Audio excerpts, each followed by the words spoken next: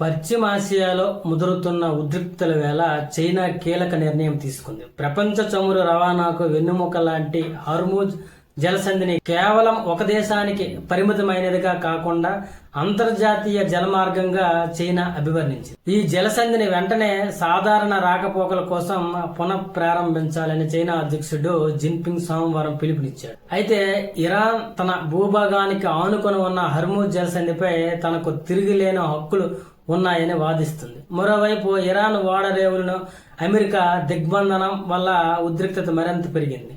ఈ నేపథ్యంలో ఇప్పటి వరకు ఈ వివాదంపై మౌనంగా ఉన్న చైనా అధ్యక్షుడు జిన్పింగ్ మొదటిసారిగా బహిరంగంగా స్పందించడం అంతర్జాతీయ దౌత్య వర్గాలలో ప్రాధాన్యత సంతరించుకుంది. అయితే ప్రపంచంలోనే అతిపెద్ద చమురు దిగుమతిదారుడిగా ఉన్న చైనాకు హార్మూజ్ జలసంధి మూతపడడం అనేది ఆర్థికంగా పెనుముప్పు.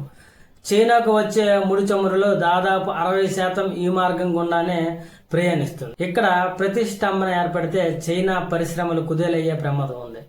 అందుకే ఇరాన్తో సన్నిహిత సంబంధాలు ఉన్నప్పటికీ తన ప్రయోజనాల దృష్ట్యా ఈ జల మార్గాన్ని అంతర్జాతీయ ఆస్తిగా చైనా పేర్కొంది. ప్రస్తుతం పశ్చిమాసియాలో కాల్పుల విరమణ ప్రయత్నాలు విఫలమవడం, ఇరాన్ దళాలు భారతీయ నౌకలను లక్ష్యంగా చేసుకోవడం వంటి పరిణామాల నేపథ్యంలో చైనా వంటి అగ్రరాజ్యం నేరుగా రంగంలోకి దిగి ఒత్తిడి తేవడం ఈ వివాదాన్ని ఏ మలుపు తిప్పుతుందనేది చూడాలి.